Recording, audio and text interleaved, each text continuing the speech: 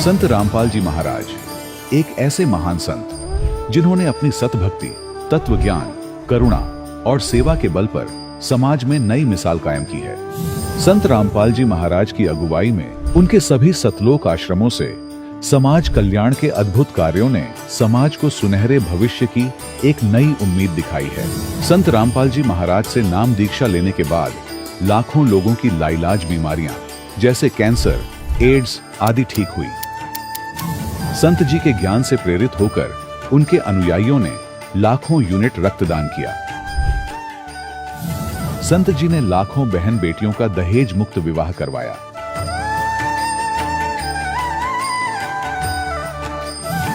संत जी ने लाखों लोगों का नशा छुड़वाया, करोड़ों उजड़े परिवार बसे। संत जी के आश्रमों में समागम के दौरान निःशुल्क नेत्र चिकित्सा, दंत चिकित्सा प्रदान की जाती है। संत रामपाल जी महाराज द्वारा समय समय पर पर्यावरण संरक्षण के उद्देश्य से बड़े स्तर पर वृक्षारोपण किया जाता है। संत जी ने जरूरतमंदों को तत्काल राहत पहुंचाने के लिए एम्बुलेंस सेवा शुरू की। संत जी अपने अनुयायियों को देहदान के लिए प्रेरित करते हैं, जिससे मानवता की सेवा और चिकित्सा क्षेत्र में सुधार हो सके। संत रामपाल जी महाराज के सभी आश्रमों में हर रोज निःशुल्क भंडारा आयोजित किया जाता है, जहां हर वर्ग, हर जाति और हर धर्म के लोग एक साथ बैठकर भोजन करते हैं।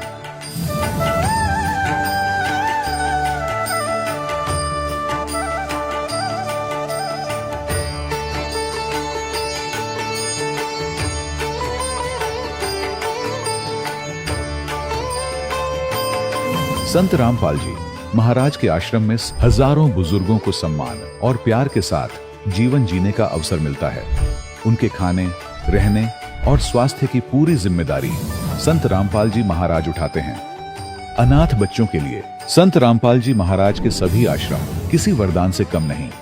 यहाँ उन्हें शिक्षा, संस्कार और भविष्य के लिए बेहतर अवसर प्रदान किए जाते हैं।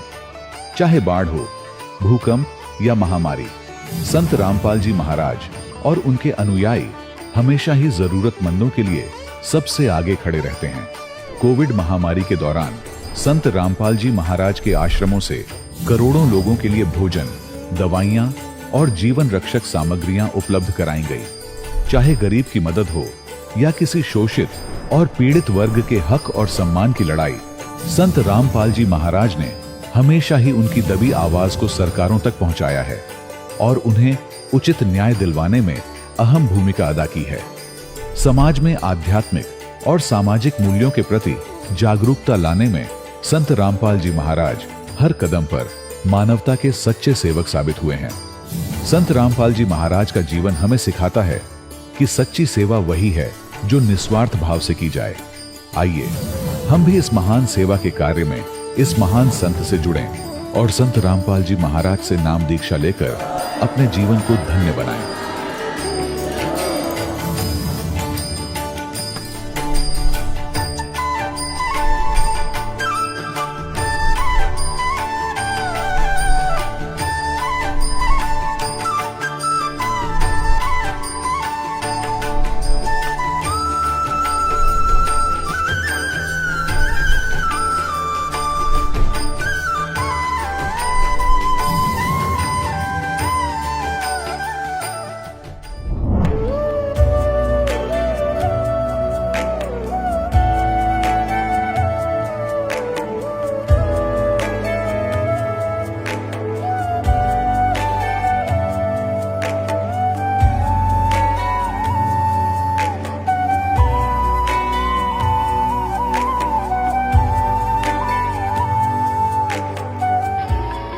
प्रभु राम, देव, भगवान, अल्लाह, खुदा, ईश आदि नाम एक ही शक्ति के हैं। वो कैसा है, कहां है, कैसे मिलता है, किसने देखा है? ये प्रश्नवाचक चिन्ह पूर्ण रूप से हटाने के लिए अवश्य सुनिए जगत गुरु तत्वदर्शी संत रामपाल जी महाराज के अमृत वचन, सर्व पवित्र धर्मों के पवित्र शास्त्रों के आधार पर। सत साहिब दर्शकों, हर व्यक्ति अपने जीवन में सुख और शांति की चाहत में हर भक्ति साधना को अपनाता है, लेकिन जब उसे कहीं से भी सुख शांति की प्राप्ति नहीं होती है तो वो इंसान बुरी आदतों और मानसिक तनाव का शिकार हो जाता है। दर्शकों, ऐसी ही कहानी थी दिल्ली के रहने वाले मूलचंद पालीवाल जी की। मूलचंद जी ने भी अपने जीवन में सुख की तलाश में कई प्रकार की भक्ति साधनाएं अपनाई। इन्होंने कई प्रकार के मंत्र जाप भी किए, व्रत भी रखे और सालासर जैसे अनेकों तीर्थों की पदयात्रा भी की, लेकिन फिर भी इन्हें ना तो सुख मिला और ना ही शांति। लेकिन दर्शकों, आज मूलचंद जी का कहना है कि जब से मैंने संत रामपाल जी महाराज से नाम दीक्षा ली है, तब से मेरा जीवन पूर्ण रूप से बदल गया है। दर्शकों, आखिर मूलचंद जी ऐसा क्यों कह रहे हैं? आखिर मूलचंद जी ने अपनी पारंपरिक भक्ति साधना को त्याग कर संत रामपाल जी महाराज द्वारा बताई गई भक्ति साधना को क्यों अपनाया? आइए जानते हैं इसके पीछे की सच्चाई क्या है। सुनते हैं मूलचंद जी की कहानी, उन्हीं की जुबानी। सर नमस्कार। नमस्कार। सर क्या नाम है आपका? मेरा नाम मूलचंद पालीवाल है जी। मूलचंद जी कहाँ से आए हैं आप? मैं द्वारका मोड़ नई दिल्ली से आया हूँ। सर क्या करते हैं आप? मैं नेशनल लॉ यूनिवर्सिटी दिल्ली में एज ए सेक्शन ऑफिसर काम कर रहा हूँ। सर संत रामपाल जी महाराज से नाम दीक्षा लेने से पहले आप क्या भक्ति साधनाएं करते थे? सर मैं भक्ति साधना जो जगत में होती है, जैसे शुरुआत से मैं बजरंगबली की बहुत भक्ति करी। मैंने हर मंगलवार व्रत रखता था और मैं 3-4 बार सालासर पैदल यात्रा भी करी मैंने। उसके बाद मैं गुड़गांव आया तो वहाँ पे मैंने साईं बाबा की भक्ति करी, यानी व्रत रखता था, शिव जी को जल चढ़ाता था।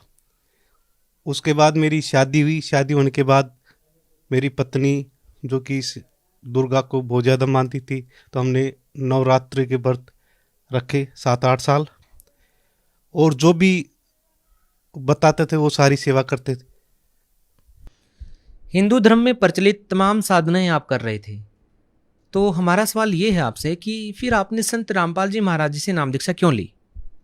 सर जी, जो भी पूजा करे थे, एक वो उनसे हमें कोई लाभ नहीं हुआ। उन पूजाओं से एक तो मानसिक लाभ चाहते थे, वो नहीं था। आर्थिक लाभ चाहते थे, वो नहीं था। और स्वास्थ्यिक लाभ थे, वो भी नहीं था। मैं सर संत रामपाल जी महाराज जी से नाम दीक्षा लेने से पहले जो आप भक्ति साधनाएं कर रहे थे और जिन साधनाओं के करने से आप जो लाभ प्राप्त करना चाहते थे, वो लाभ आपको प्राप्त नहीं हो रहे थे, तो क्या संत रामपाल जी महाराज से नाम दीक्षा लेने के बाद आपको वो लाभ प्राप्त हुए जो आपको पहले भक्ति साधना करने से नहीं मिल रहे थे? जी, सबसे पहले बताऊँ मेरे को आर्थिक लाभ। 2014 में मैं लालचवश या किसी भी कारण से मैं एक लॉटरी खेली, जो कि कभी 10, 20, 30 करते करते करते 4-5 महीने में मैंने 10 लाख रुपए डुबो दिए। वो भी मेरे पास नहीं थे, लोग उसे कर्जा लेके 10% पे कर्जा लेके, ऐसे करते करते वो कर्जा 30 लाख का हो गया। उसके बाद इसी टेंशन में नशे करने लगे, मैं दारू पीने लग गया, मीट शराब बीड़ी सिगरेट सब करने लग गया, और साथ में बीमार रहने लग गया। मेरे को हर महीने में कम से कम 2 बार डॉक्टर के पास जाना पड़ता था, क्योंकि सांस की दिक्कत हो गई थी मेरे को, और 500 mg की दवाइयाँ लेनी पड़ती थी। जैसे हमने सतगुरु रामपाल जी महाराज जी से नाम दीक्षा ली, आज के दिन मेरे को कोई समस्या नहीं है स्वास्थ्यिक, और जो कर्जा था वो धीरे धीरे कम हो रहा है, अब कोई दिक्कत नहीं है जी। संत रामपाल जी महाराज से नाम दीक्षा लेने के बाद आपको और क्या लाभ मिले? लाभ इसके ये तो मेरा पर्सनल लाभ था, और मेरा छोटा भाई है जो कि टीबी से ग्रस्त था, सांस की बीमारी थी। वो हर महीने कम से कम 7-8 हज़ार की दवाइयाँ खाता था, लेकिन जैसे ही उसको सतगुरु रामपाल जी महाराज जी की दया से नाम दिलाए, तो उसको 4-5 महीने में सारी जितनी दवाइयाँ थी वो सब छूट गई। आज वो बिल्कुल स्वस्थ है। उसके साथ जो छोटा भाई है, उसकी वाइफ को भूत प्रेत की दिक्कत थी, वो पूरी रात ना सोने देती थी ना सोती थी। लेकिन जैसे ही सतगुरु रामपाल जी महाराज जी से दीक्षा ली, आज वो बिल्कुल ठीक है और पूरा परिवार अच्छे से स्वस्थ है। और सब, वो भी पैसे से बहुत परेशान रहता था, आज वो भी ठीक है। सर, संत रामपाल जी महाराज जी से नाम दीक्षा लेने के बाद आपने बताया कि आपको बहुत सारे लाभ मिले, तो हमारी शंका ये है सर कि क्या यदि आप किसी और संत से जुड़ते तो क्या आपको लगता है कि आपको तब भी ये लाभ मिल सकते थे? सर, और संतों में और यहाँ पे सबसे बड़ा अंतर यह है कि जैसे हम कोई खेल खेलते हैं तो उसमें नियम होता है। तो और संतों से, जैसे मेरे घर वाले राधा स्वामी भी जुड़े हुए हैं, मेरी सिस्टर जय गुरुदेव शिव जुड़ी है, लेकिन वो गुरु बना रखे हैं, पर साथ साथ वो सारी पूजाएं भी करते हैं। उनका कोई वो नियम नहीं है। लेकिन यहाँ सतगुरु जी तभी लाभ मिलता है जब हम पूरे नियम, जो गुरु जी के नियम है उनके अकॉर्डिंग चलते हैं, तो पूरा लाभ मिलता है। सर, इसके पीछे आप क्या कारण मानते हैं कि आपके रिलेटिव जो साधना कर रहे हैं उस साधना के करने से उनको कोई लाभ नहीं मिल रहा है, और आप जो साधनाएं कर रहे हैं उन साधनाओं के करने से लाभ मिल रहा है? सर, गीता जी के अध्याय नंबर 17 श्लोक नंबर 23 में साफ साफ लिखा है कि ओम तत् सत। तो ओम तो सबको पता है, लेकिन तत् का एक तत्वदर्शी संत ही बता सकता है, जो कि आज के समय संत रामपाल जी महाराज जी हैं, जिससे सत भक्ति से सबको लाभ होते हैं। सर देखिए, भक्ति तो आम साधारण व्यक्ति भी कर ही रहा है ना, तो लाभ तो उनको भी मिलना चाहिए। पर भक्ति वो करे एक जो हमारा शास्त्र अनुकूल साधना है वो नहीं करते। जो हमारे सदग्रंथ वेद पुराण गीता बाइबल जो बता रहे, जो असली उसमें ज्ञान है, उसके अकॉर्डिंग भक्ति नहीं करते। आप ये दावा कैसे कर सकते हैं कि जो अन्य जो साधक हैं, जो हिंदू धर्म में प्रचलित साधनाएं जो कर रहे हैं वो शास्त्रों के अनुसार नहीं है, और जो आप जो साधनाएं कर रहे हैं वो शास्त्रों के अनुसार हैं? जी, गीता जी में कहीं भी ये नहीं लिखा कि हमें भूखा रहना चाहिए, व्रत करना चाहिए, या किसी तीर्थ स्थान पे जाना चाहिए, या रोज रोज नए देवताओं की पूजा करनी चाहिए। ये कहीं पे भी नहीं लिखा। तो इसलिए हम बोल सकते हैं कि शास्त्र अनुकूल साधना करेंगे तो हमें लाभ जरूर मिलेंगे। आप भगत समाज को क्या संदेश देना चाहेंगे? भगत समाज को संदेश यही देना चाहूँगा कि आप सभी पढ़े लिखे हैं तो एक बार अपने सदग्रंथों को ध्यान से पढ़ें, देखें कि उसमें क्या लिखा हुआ है, सतभक्ति क्या है। अगर हम उसके अकॉर्डिंग अपनी साधना करेंगे तो हमें पूरा हर तरीके का लाभ मिलेगा। जो व्यक्ति संत रामपाल जी महाराज से नाम दीक्षा लेना चाहते हैं वो उनसे कैसे जुड़ सकते हैं, कैसे नाम दीक्षा ले सकते हैं? सर जी, इसका बहुत आसान तरीका है। किसी भी सोशल मीडिया प्लेटफॉर्म पर जाइए और उसमें सर्च कर दिए संत रामपाल जी महाराज जी, तो आपको सत्संग मिलेंगे।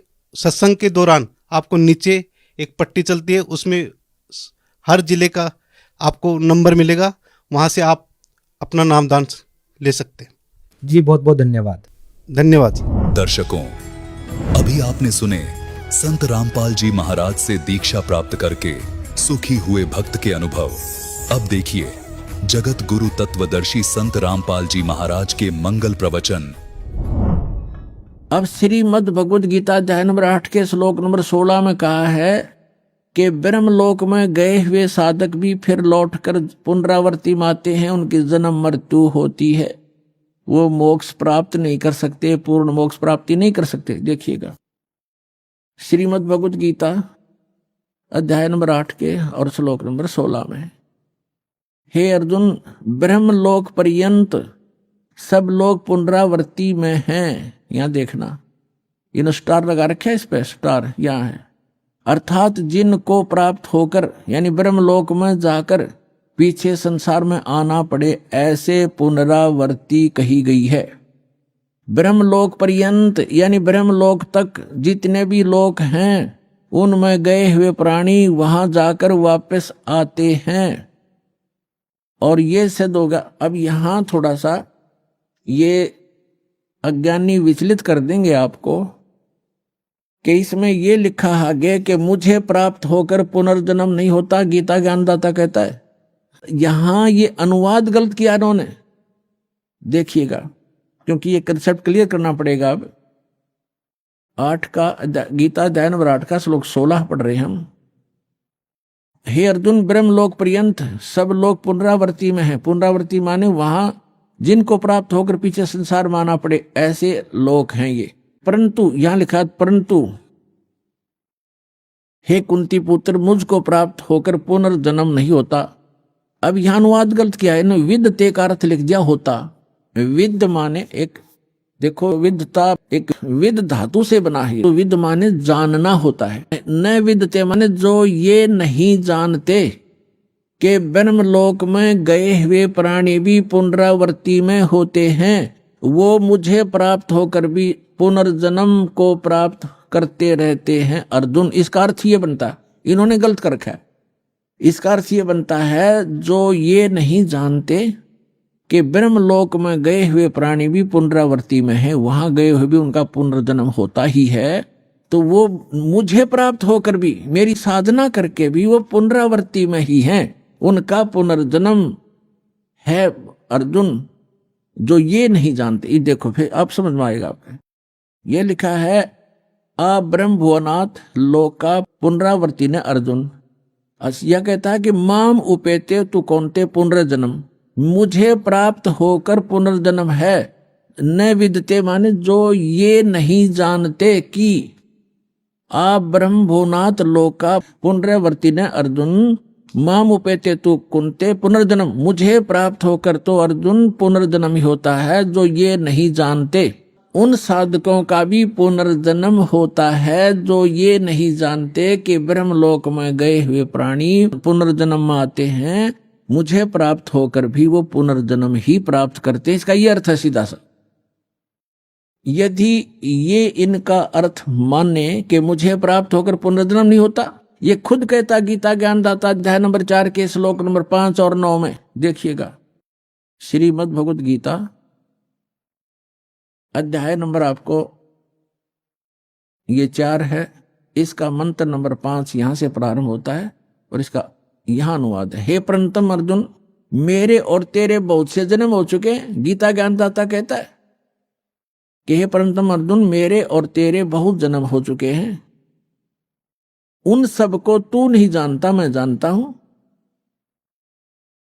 और यहां देखो 9 में, अध्याय 4 के मंत्र 9 में कहा है कि अर्जुन, मेरे जन्म और कर्म दिव्य हैं, अलौकिक हैं। यानी जन्म और मृत्यु तो होता ही है गीता ज्ञानदाता का। अध्याय नंबर 2 के श्लोक नंबर 12 में देखिएगा। गीता अध्याय नंबर 2 का अध्याय नंबर 2 श्रीमद् भगवद गीता और श्लोक नंबर ये 12, इसमें कहा कि न तो ऐसा है कि मैं किसी काल में नहीं था, अथवा तू नहीं था, अथवा ये राजा लोग नहीं थे, और न ही ऐसा है कि हम इससे आगे हम सभी नहीं रहेंगे। इससे सिद्ध है कि गीता ज्ञानदाता कहता है कि तेरे और मेरे पहले भी जन्म हुए हैं और आगे भी होते रहेंगे। अब गीता अध्याय नंबर 2 के श्लोक नंबर 17 में गीता ज्ञानदाता कहता है कि अविनाशी तो वो है जिसने सारे ब्रह्मांडों की रचना की, उसको मारने में कोई सक्षम नहीं है। देखिएगा अध्याय नंबर 2 और श्लोक नंबर 17, इसमें कहा कि नाश रहित तो उसको जान जिससे यह संपूर्ण जगत व्याप्त है। इस अविनाशी का विनाश करने में कोई भी समर्थ नहीं है। इसे सिद्ध है गीता ज्ञानदाता से कोई अन्य है सक्षम और समर्थ और अविनाशी परमात्मा। गीता अध्याय नंबर 10 के श्लोक नंबर 2 में गीता ज्ञानदाता स्वयं कहता है कि अर्जुन, मेरी उत्पत्ति को ना ते देवता जानते ना ऋषि, क्योंकि इन सब की उत्पत्ति का कारण मैं हूं, क्योंकि ये सभी इस काल से उत्पन्न हुए ब्रह्म से। गीता ज्ञानदाता ब्रह्म है, इसको सरपुरुष कहा है। श्रीमद् भगवद गीता अध्याय नंबर 15 के श्लोक 16 और 17 में 3 पुरुष हैं, सरपुरुष और अक्षर पुरुष। सरपुरुष ये ब्रह्म है गीता ज्ञानदाता, जो श्री कृष्ण में प्रवेश करके बोल रहा है। ये केवल 21 ब्रह्मांड का प्रभु है, स्वामी है, मालिक है। और अक्षर पुरुष 7 संग ब्रह्मांड का स्वामी है, 7 संग ब्रह्मांड का, इतना ही वो मालिक है, स्वामी है, प्रभु है। और गीता अध्याय नंबर 15 के श्लोक नंबर 17 में कहा कि उत्तम पुरुष है तू अन्य। उत्तम पुरुष यानी श्रेष्ठ परमात्मा, पुरुषोत्तम तो कोई और है इन दोनों से, सरपुरुष और अक्षर पुरुष से, और वही परमात्मा कहलाता है। उत्तम पुरुष तू अन्य परमात्मा इति उदाहरत है। यह लोक तरम आविश्य विभर्ति अवैश्वर है, जो तीनों लोकों में प्रवेश करके सबका धारण पोषण करता, वो है विनाशी भगवान। तो यहां गीता ज्ञानदाता अध्याय नंबर 10 के श्लोक नंबर 2 में कहता है कि मेरी उत्पत्ति को, यानी उत्पत्ति तो हुई है इसकी। देखो श्रीमद् भगवत गीता 10वां अध्याय है श्रीमद् भगवत गीता का, और ये श्लोक नंबर 2, इसमें कहा कि मेरी उत्पत्ति को न तो देवता लोग जानते न मैं ऋषि जानते हैं, क्योंकि मैं सब प्रकार से देवताओं का और मैं ऋषियों का आदि कारण हूं, यानी इनकी उत्पत्ति मेरे से हुई है। ये आप सृष्टि रचना जो दास ने बहुत बार सुनाई है उससे आप आसानी से समझ सकते हैं। अब इससे सिद्ध हो गया कि गीता ज्ञान दाता ब्रह्म है और इसकी जन्म मृत्यु होती है। यदि श्रीमद् भगवत गीता अध्याय नंबर 8 के श्लोक नंबर 16 जो इन्होंने अनुवाद किया, अनुवादकर्ताओं ने ये अर्थ लगाएं कि मुझे प्राप्त होकर पुनर्जन्म नहीं होता अर्जुन, और फिर ये भी कह रहा है कि ब्रह्मलोक में गए हुए सब पुनरावृत्ति में, वहां गए हुए सब का जन्म मृत्यु होता है, तो वो अर्थ गलत है। वास्तविकता ये है कि गीता ज्ञानदाता कहता है मैं ब्रह्म हूं, मेरा ओम नाम है, और ओम नाम के जाप से जो मोक्ष होता है वही परम गति मेरे सतर की है। उसके विषय में श्री देवी जी ने स्पष्ट कर दिया है 7वें स्कंद में 562 पृष्ठ पे, सचित्र मोटा टाइप, गीता प्रेस गोरखपुर से प्रकाशित में। देवी हिमालय को कह रही है कि ओम नाम का जाप करो, ब्रह्म पाने का उद्देश्य रखो, इससे तुम्हारा कल्याण हो जाएगा और वहां चले जाओगे, उसको प्राप्त हो जाओगे। वो कहाँ रहता है? ब्रह्मलोक में रहता है। और यहां भी 8वें अध्याय के 13वें श्लोक में गीता ज्ञानदाता कहता है मुझ ब्रह्म का केवल एक ओम मंत्र है, नथिंग एल्स।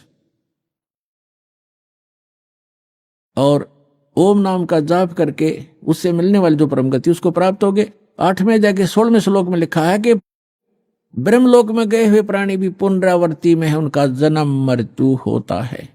इति सिद्ध। अब गीता ज्ञानदाता अपने भी जन्म मृत्यु बताता है, तो उसके साधक के भी जन्म मृत्यु सदा बने रहेंगे, और सदा जन्म मृत्यु बना रहेगा तो वो जीव सुखी नहीं हो सकता, उसको परम शांति नहीं हो सकती।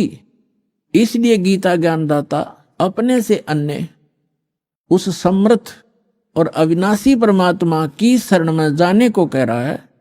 श्रीमद् भगवत गीता अध्याय नंबर 18 के श्लोक नंबर 62 में गीता ज्ञानदाता कहता है अर्जुन तू सर्वभाव से उस परमेश्वर की शरण में जा, यानी कोई अन्य है वो।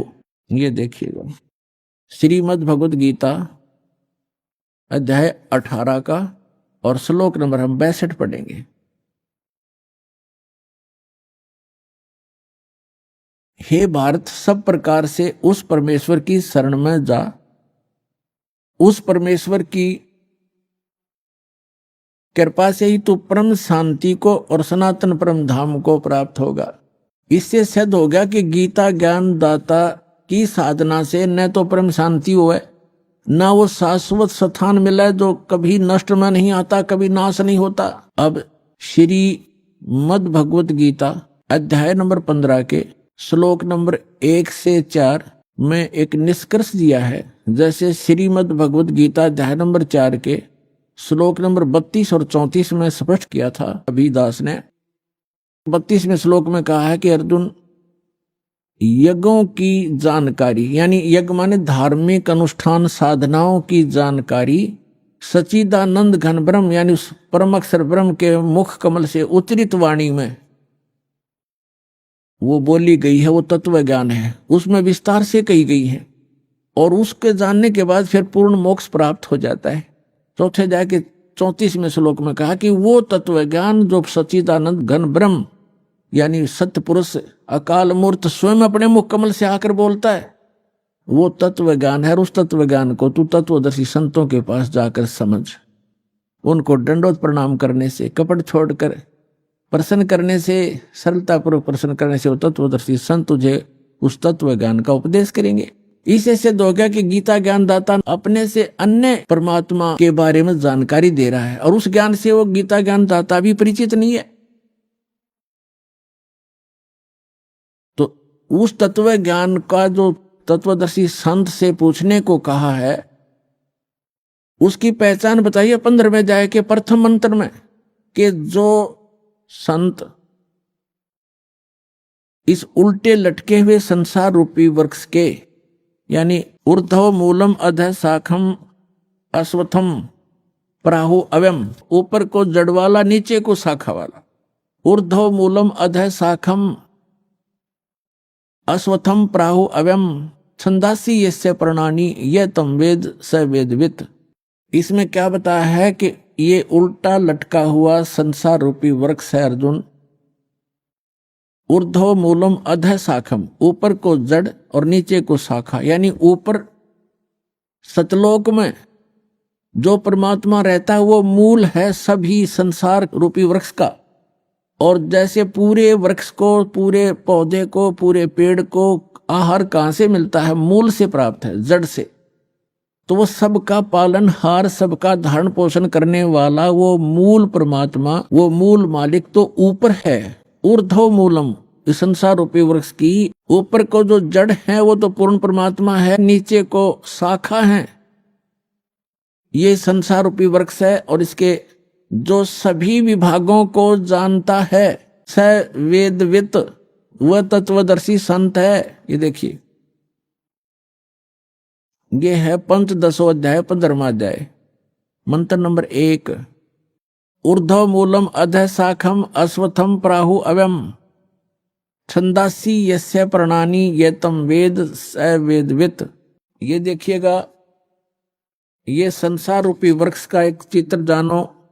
ऊपर को जड़ और नीचे को शाखा वाला है, ये संसार रूपी वृक्ष है। और जो संत जड़ से लेकर, मूल से लेकर तना, मोटी डार, शाखा और पत्तों तक बता देगा, स वेदवित, वो तत्वदर्शी संत है।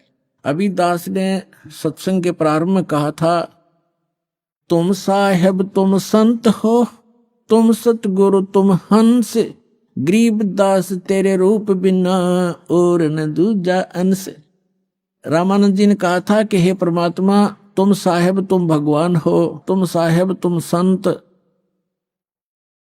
और तुम सतगुरु तुम हंस हो।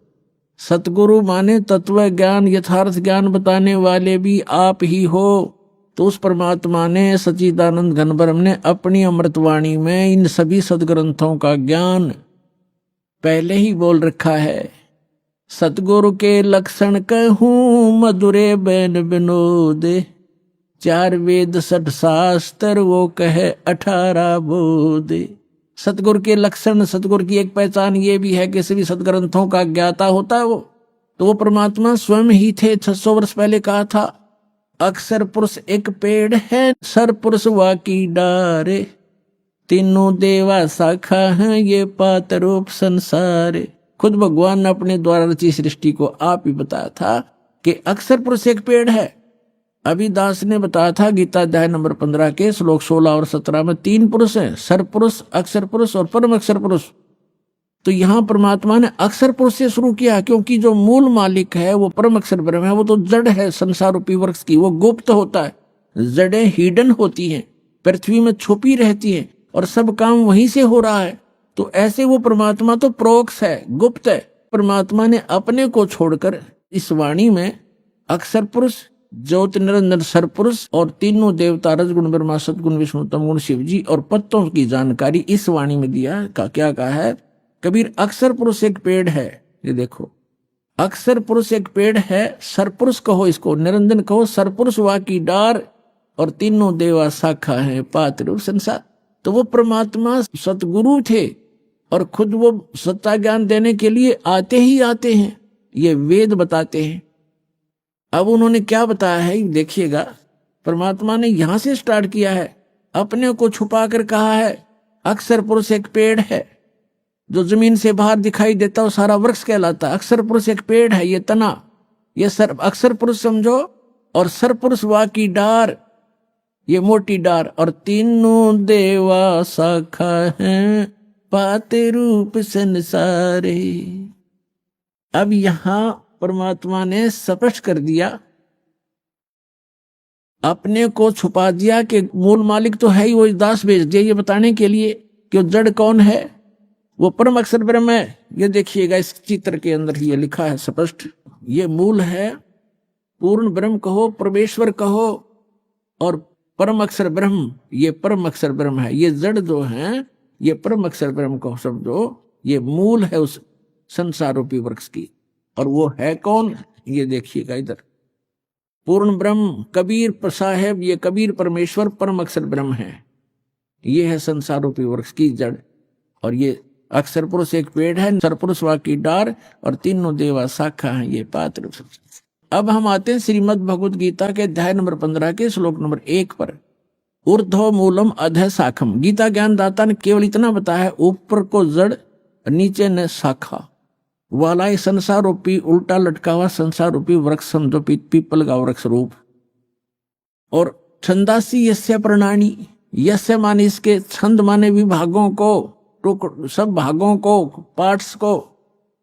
यह तम वेद, इसके पत्ते आदि जो छंद हैं, इसके विभाग हैं, उनको जो जानता है, उस अज्ञान अंधकार में छपे हुए इस संसार रूपी वृक्ष के सभी विभागों को जो जानता है, स वेदवित, वह वेद के तात्पर्य को जानने वाला है, वो तत्वदर्शी संत है। देखना पंचदशों अध्याय 15वां अध्याय श्रीमद् भगवद गीता का। आदि पुरुष परमेश्वर मूल वाले। अब यहां इन्होंने गड़बड़ कर दिया, यहां तो ठीक लिख दिया, यहां लिख दिया अधः शाखम, ब्रह्मा रूप मुख्य शाखा वाले, ये गलत कर दिया। अधः माने नीचे शाखा वाले लिखना था। अब देखो ये 2 नंबर मंत्र है गीता का 15वें अध्याय का, इसमें अधः 2 बार लिखा है अधः, और इसका अनुवाद इन्होंने किया यहां पर देखो, अधः माने नीचे और अधः माने नीचे।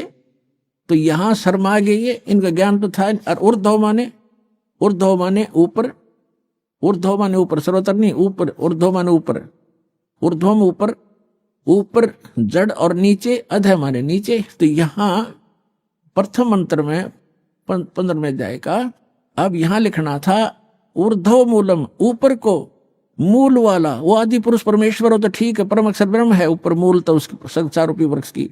और अधः शाखम, ये नीचे को शाखा वाला, जैसा भी आपको दिखा था, ये है ये ऊर्ध्व मूलम अधः शाखम।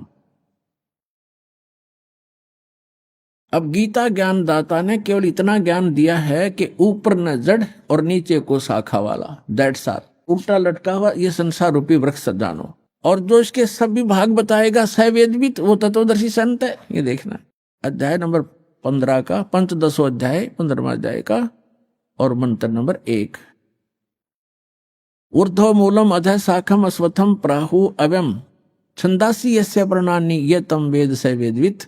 इसके पत्तों, प्रणानी माने पत्ते, आदि पुरुष परमेश्वर मूल वाले, यह लिखना था नीचे शाखा वाले, ऊपर को जड़ वाला, नीचे शाखा वाला। संसार रूपी पीपल के वृक्ष को अविनाशी कहते हैं। और वेद, छंद माने वेद नहीं होता, छंद माने विभाग भी होता है, जिसके पत्ते कहे गए, इसका अर्थ है।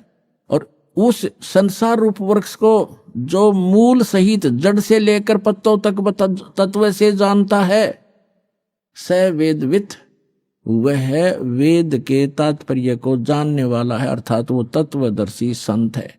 यह पहचान बताती है। अब परमात्मा ने स्वयं आकर बताया है कि अक्षर पुरुष एक पेड़ है, सरपुरुष वा की डार, और तीनों देवा शाखा, ये पात्र रूप संसार। वो मूल कौन है? वो खुद मालिक जो रचने वाला है। तो ये तत्वदर्शी संत अब ये दास है इस पृथ्वी पे, और सब सदग्रंथों से प्रमाणित है कि ये लक्षण होते हैं।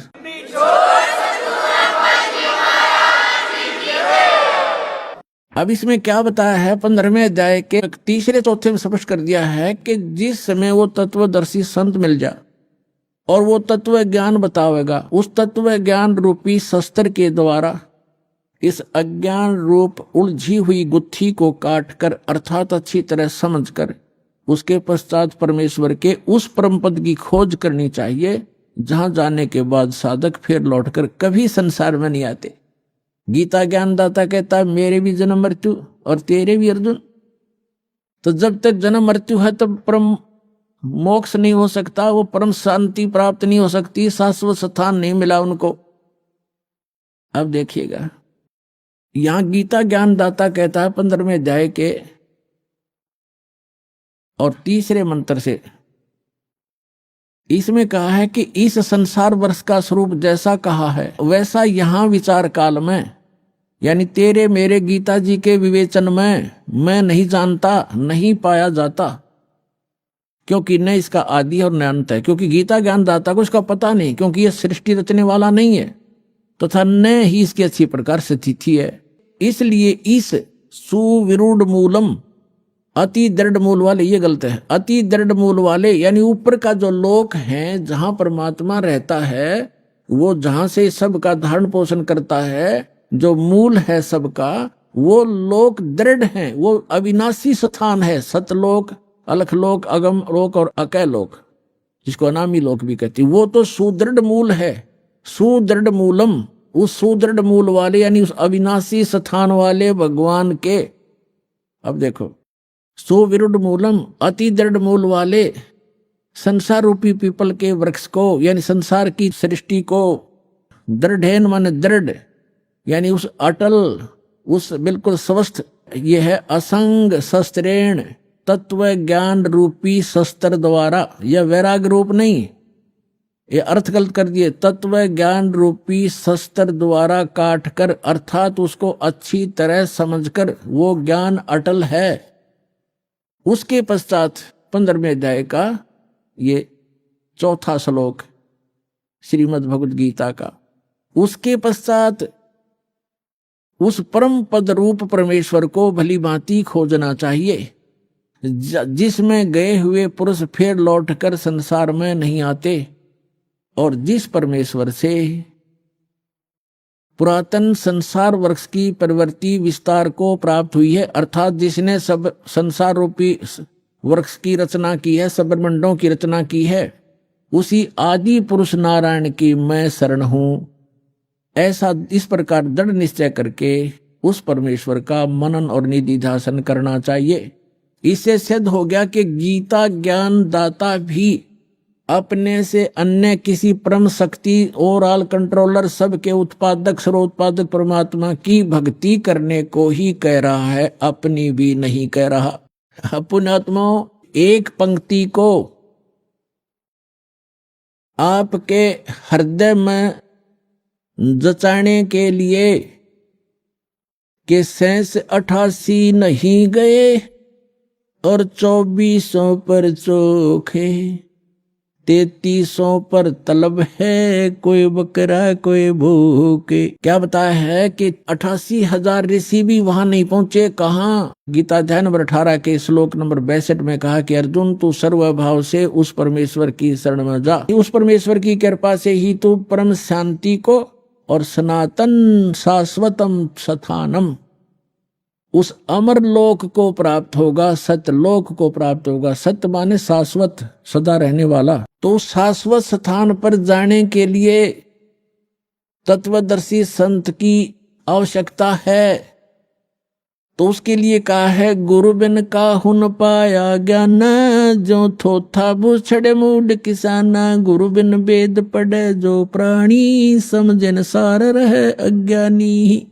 अब आज के सत्संग में यही निर्णय किया जा रहा है कि जिन महापुरुष ऋषि महर्षियों को हम बड़े विद्वान और परमात्मा प्राप्त समझा करते थे, इन विष्णु और शंकर भगवान को समर शक्ति बताते रहे और दुर्गा की भक्ति की साधना बताते रहे, और वही भगवान ब्रह्मा और विष्णु और शंकर और देवी को कितना ज्ञान है ये आपके रूबरू हुआ। तो ये मोक्ष कैसे प्राप्त कर सकते हैं? 88 नहीं गए, 88,000 भी वहां नहीं गए शाश्वत स्थान पर, और ये 24 अवतार भी नहीं गए, ये विष्णु जी के अवतार हैं। और विष्णु जी कहते हैं मैं दुर्गा से ऊपर किसी को जानता ही नहीं, ये भगवान है मेरे लिए, तो इससे ऊपर कोई देव नहीं। और दुर्गा कह रही है कि ब्रह्म की साधना करो और सब मेरी भी पूजाएं छोड़ दो, उसका ओम नाम है, वो ब्रह्म लोक में रहता है, वहां चले जाओगे तुम्हारा कल्याण हो। और ब्रह्म कहता है कि ब्रह्म लोक में गए हुए प्राणी, गीता अध्याय नंबर 8 के श्लोक नंबर 16 में और गीता अध्याय नंबर 8 के श्लोक नंबर 13 में अपना मंत्र बताता है कि मुझ ब्रह्म का केवल एक ओम मंत्र है। इससे वो परम गति होगी जो ब्रह्म लोक प्राप्ति होगी, वो भी अंतिम सांस तक साधना करने वाले की। और ब्रह्म लोक में गए हुए प्राणी भी जन्म मृत्यु में आते हैं। अब वो खुद कहता है कि उस परमेश्वर की शरण में जा, जिसकी कृपा से तू परम शांति को और सनातन परम धाम को प्राप्त होगा। और जहां 15वें अध्याय के 4थे श्लोक में स्पष्ट कर दिया है कि जहां जाने के बाद साधक फिर लौटकर कभी संसार में नहीं आते। और गीता ज्ञानदाता कहता कि मैं भी जन्म मृत्यु हूं और तेरी भी जन्म मृत्यु। तो पुण्यात्माओं, इस एक कंसेप्ट को क्लियर करने के लिए कि सूक्ष्म वेद में जो लिखा है वो सारा सत्य है, लेकिन हमने असत्य ग्रहण कर रखा था, इसलिए हमारे सत्य हमें अच्छा नहीं लगा, सुहाया नहीं।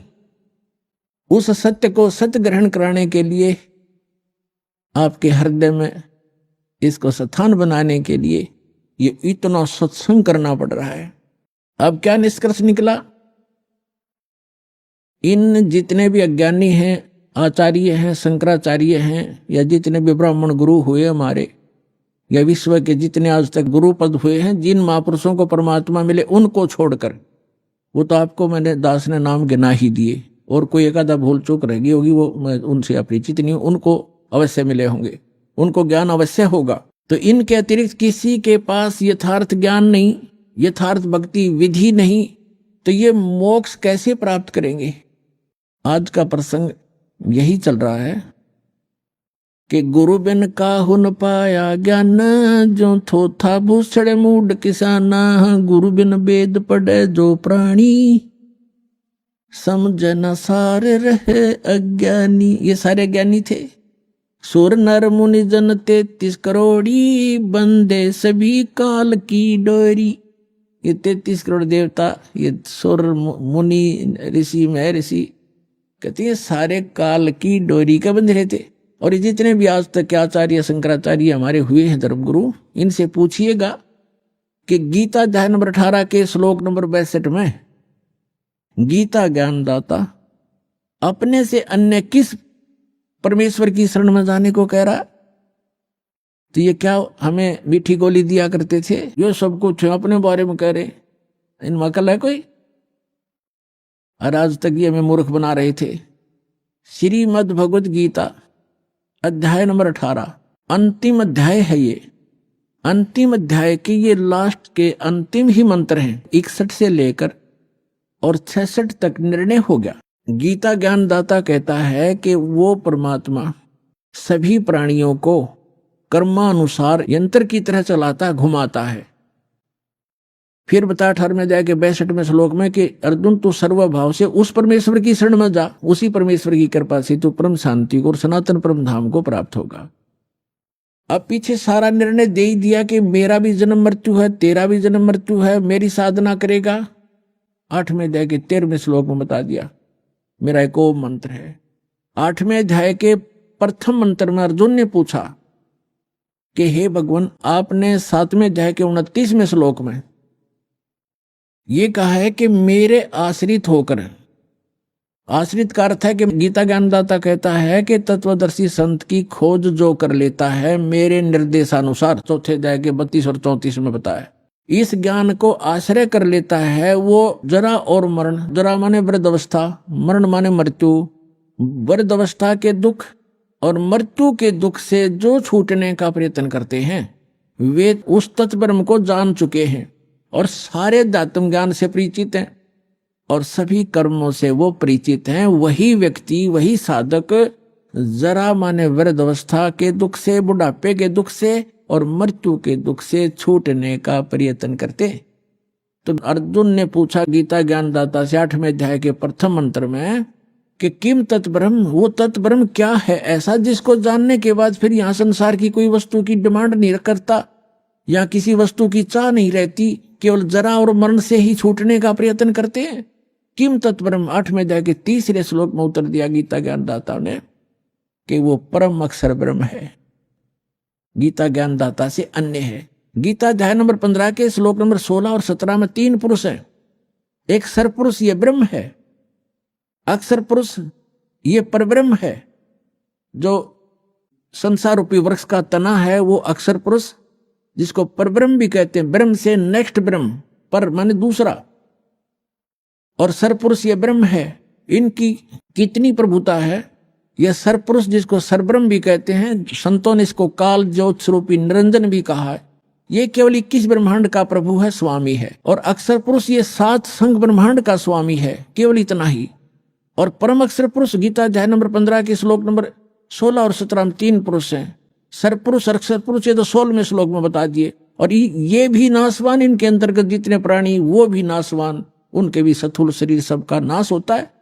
जीवात्मा तो सबकी अमर है, गधे कुत्ते की भी अमर है। अभी आपने सुने संत रामपाल जी महाराज के मंगल प्रवचन। आइए अब सुनते हैं संत रामपाल जी महाराज से नाम दीक्षा लेकर सतभक्ति करके अद्भुत लाभ प्राप्त करने वाले अनुयायी के विचार।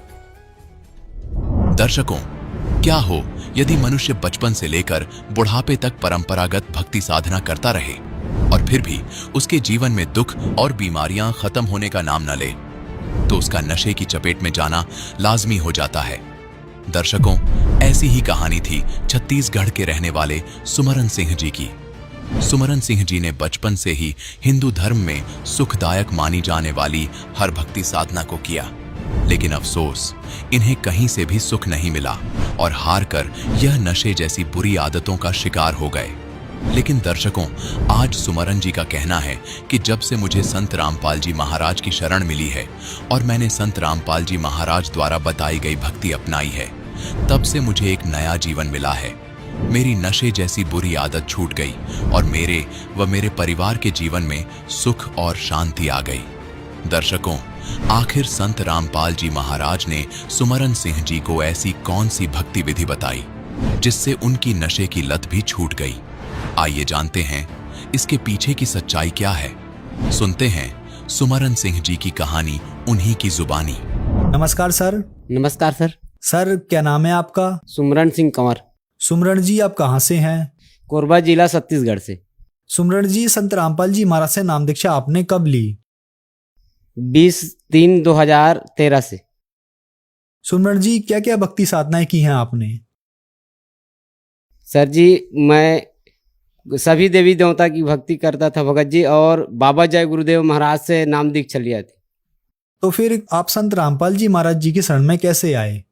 सर जी, संत रामपाल जी महाराज का शिष्य है रायपुर से, वो मेरे को बताए कि जय गुरुदेव महाराज से परे है ज्ञान से, वो मोक्ष का रास्ता बताते हैं। ऐसे कैसे होगा? मैं कहे भैया जी आप कैसे बोलते हो, मैं तो संत रामपाल जी महाराज जैसे मैं भी सत्संग सुना दूंगा, ऐसे कर दूंगा करके मैं उटपटांग बोलने लगा सर जी उसको।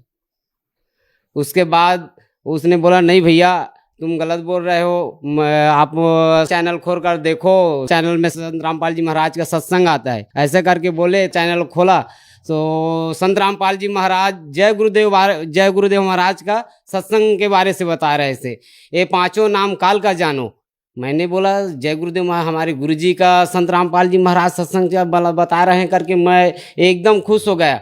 उसके बाद देखा कि ये घट रामायण में बता रहे थे कि ये 5 नाम काल का जानो। मेरे को लगा गुरुजी संत रामपाल जी महाराज के कैसे बताते हैं, जय गुरुदेव का नाम काल का जानो करके बताते हैं। ऐसे करके मैं देखा तो मैं उठ कर रेंग दिया वहाँ से। मैं नहीं देखा गुरुजी के बारे से गलत बोल रहा है करके। मैं सर जी उसके बाद मैंने घर चला गया, मैं नहीं देखा। तो वो वहाँ से आए, वो दिल्ली से हरियाणा से, तो फिर मेरे घर आ गए। वो बोला कि भैया एक बार संत रामपाल जी महाराज के पास चलो और नाम दीक्षा लो और भक्ति करो। मैं बोला सर जी मैं नहीं जाऊंगा वहाँ, क्यों जाऊंगा? मैं कहीं उससे जैसा तो मैं भी सत्संग सुना दूंगा। मैं बाबा जय गुरुदेव महाराज के पास जाता हूँ, वृंदावन मथुरा में घूमता हूँ, ये सब चीज़ मेरे को भी पता है। ऐसे करके बोला उसको। रात में सोया सर जी मैं। उसके बाद मुझको ऐसे लगा कि संत रामपाल जी महाराज आए और मेरे को लेकर के हरियाणा चले गए। मेरे को लगा बहुत तकलीफ लगा कि वहाँ देखा मैं संत रामपाल जी महाराज को। वहाँ सब भक्त लोग वहाँ बैठे थे, अच्छा से सत्संग सुना रहे थे। मैं देखा, फिर सुबह उठा, फिर मैंने वो भाई को बोला कि भाई मेरे को तो संत रामपाल जी महाराज के पास ले चलो। बोला ठीक है चले जाएंगे, सत्संग का समय आने दो, 15 दिन के बाद सत्संग आएगा उसमें जाएंगे। फिर सर जी मैं उसके पास चला गया, मैं सतलोक आश्रम बरवाला वहाँ गया सर जी। मैं देखा वहाँ तो नाना प्रकार के, मेरे को लगा कि अरे मैं बीड़ी रख कर गया था, बीड़ी सिगरेट पीता था, मेरे बीड़ी को निकाल कर फेंक दिए। मेरे को बहुत गुस्सा लगा कि बीड़ी को क्यों फेंक दिया करके। तो वहाँ निकाल कर सब चीज़ को फेंक दिए, बीड़ी को निकाल के फेंक के फिर वहाँ गए तो वो मेरा भाई था लेकर गया था वो, उसके पास मैं गया सर जी। तो बाथरूम गया तो मैं बाथरूम को गिनने लग गया। अरे ऐसे इतना अच्छा बाथरूम, मथुरा में हम जाते थे जय गुरुदेव महाराज के पास, न तो बाथरूम रहता था, न नहाने का जगह था, न खाने पीने का जगह था। यहाँ तो बाथरूम मैं गिनने लग गया, ऐसे करके जाते जाते नहाने का, लेटरिन बाथरूम का सबको गिनने लग गए सर जी। उसके बाद हाथ मुँह धोकर गए, नाम दीक्षा के जगह गए, वहाँ नाम दीक्षा हम लोग लिए सर जी सतगुरु रामपाल जी महाराज से। संत रामपाल जी महाराज से नाम दीक्षा लेने के बाद क्या आपको लाभ भी मिले? सर जी बहुत लाभ हुआ मेरे को। पहले मेरे एक कोंथा में बहुत बड़ा बीमारी होता था, इतना बड़ा यहाँ निकल जाता था। उस बीमारी होते ही मैं न चल सकता था, न लेट सकता था। इतना दर्द होता था कि मैं कोई हथौड़ी पाऊँ तो उसमें मार कर तोड़ कर फेंक दूँ, इतना दर्द होता था सर जी कि मेरे को बहुत तकलीफ होता था। मैं कहीं नहीं जा सकता था, बहुत परेशानी में था। डॉक्टर को दिखाया, एक डीके हॉस्पिटल है कोरबा जिला में, उसको दिखाया तो बोला कि ऑपरेशन करना पड़ेगा। फिर मैंने बोला सर जी कि मैं ऑपरेशन नहीं करवाऊंगा, मेरे पास तो कुछ पैसा नहीं था। मैं तो धान बेच कर गया था, मैं सतलोक आश्रम बरवाला, मेरे पास कुछ धान था, उसको बेचकर मैं सतलोक आश्रम बरवाला गया था, तो मैं नहीं करवाऊंगा गया। फिर मैंने सुना था टीवी में कि संत रामपाल जी महाराज के शिष्य लोग बताते थे कि बहुत लाभ मिलते थे, कि वो बीमारी, बड़े बड़े बीमारी, कैंसर से टीबी सब बीमारी ख़त्म हो जाते हैं करके। फिर मैंने हाथ जोड़ के प्रार्थना किया कि आज मैं जाऊंगा अगले तरफ, तो मैं गुरुजी से बात करूंगा कि गुरुजी मेरा भी बीमारी छुड़ा दो करके। फिर हम लोग 15 महीना दिन बाद फिर गए गुरुजी के सत्संग सुनने। फिर वहाँ गए सर जी, तो गुरुजी आए, दर्शनार्थ में लाइन लगे थे। गुरुजी बोला मेरे को, बेटा तू क्या बोलना चाहते तू बोलो।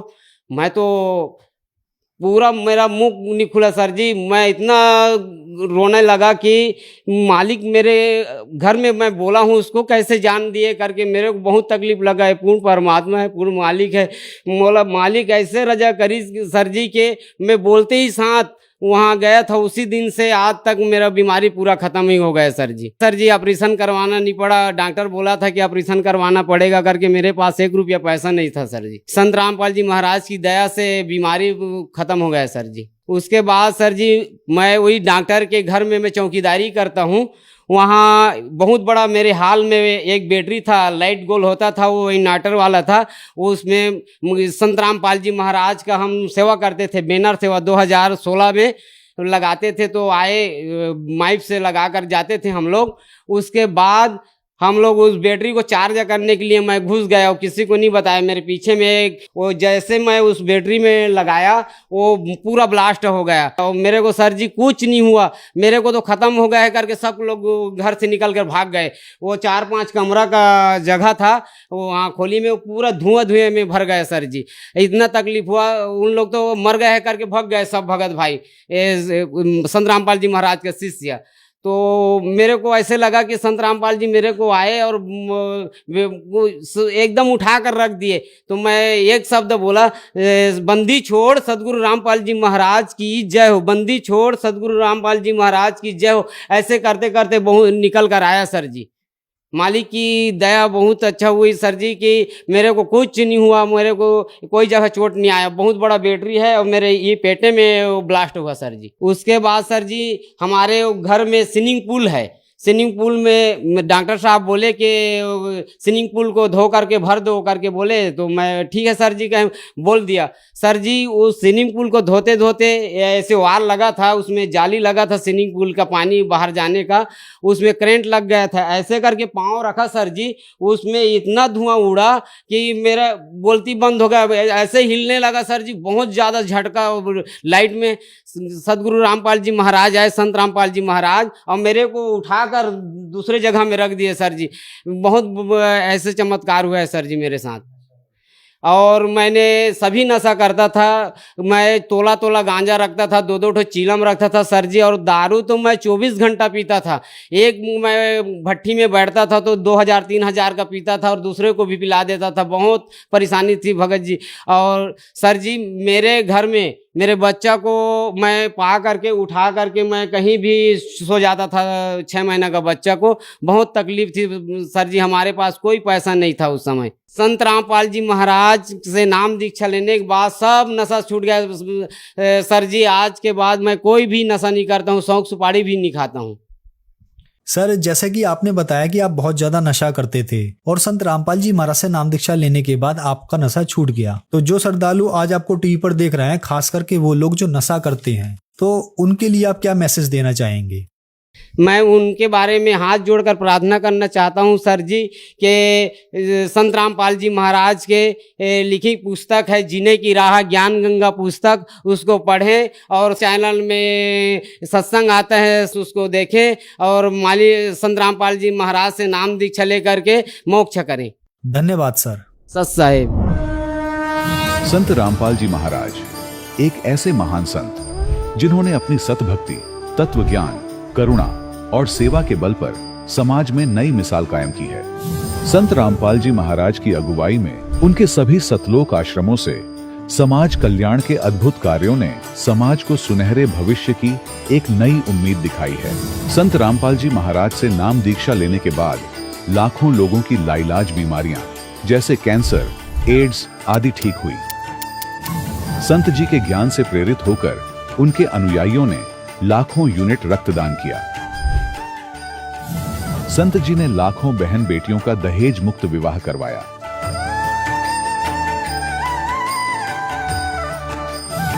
संत जी ने लाखों लोगों का नशा छुड़वाया, करोड़ों उजड़े परिवार बसे।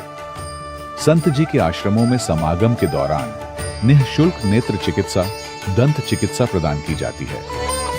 संत रामपाल जी महाराज द्वारा समय समय पर पर्यावरण संरक्षण के उद्देश्य से बड़े स्तर पर वृक्षारोपण किया जाता है।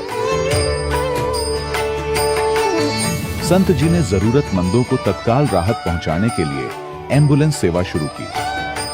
संत जी अपने अनुयायियों को देहदान के लिए प्रेरित करते हैं, जिससे मानवता की सेवा और चिकित्सा क्षेत्र में सुधार हो सके। संत रामपाल जी महाराज के सभी आश्रमों में हर रोज निशुल्क भंडारा आयोजित किया जाता है, जहां हर वर्ग, हर जाति और हर धर्म के लोग एक साथ बैठकर भोजन करते हैं।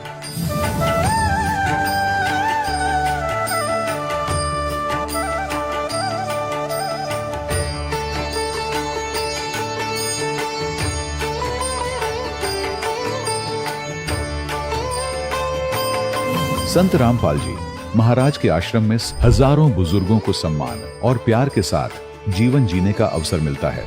उनके खाने, रहने और स्वास्थ्य की पूरी जिम्मेदारी संत रामपाल जी महाराज उठाते हैं। अनाथ बच्चों के लिए संत रामपाल जी महाराज के सभी आश्रम किसी वरदान से कम नहीं। यहाँ उन्हें शिक्षा, संस्कार और भविष्य के लिए बेहतर अवसर प्रदान किए जाते हैं। चाहे बाढ़ हो, भूकंप या महामारी, संत रामपाल जी महाराज और उनके अनुयायी हमेशा ही जरूरतमंदों के लिए सबसे आगे खड़े रहते हैं। कोविड महामारी के दौरान संत रामपाल जी महाराज के आश्रमों से करोड़ों लोगों के लिए भोजन, दवाइयां और जीवन रक्षक सामग्रियां उपलब्ध कराई गई। चाहे गरीब की मदद हो या किसी शोषित और पीड़ित वर्ग के हक और सम्मान की लड़ाई, संत रामपाल जी महाराज ने हमेशा ही उनकी दबी आवाज को सरकारों तक पहुंचाया है और उन्हें उचित न्याय दिलवाने में अहम भूमिका अदा की है। समाज में आध्यात्मिक और सामाजिक मूल्यों के प्रति जागरूकता लाने में संत रामपाल जी महाराज हर कदम पर मानवता के सच्चे सेवक साबित हुए हैं। संत रामपाल जी महाराज का जीवन हमें सिखाता है कि सच्ची सेवा वही है जो निस्वार्थ भाव से की जाए। आइए हम भी इस महान सेवा के कार्य में इस महान संत से जुड़ें और संत रामपाल जी महाराज से नाम दीक्षा लेकर अपने जीवन को धन्य बनाएं।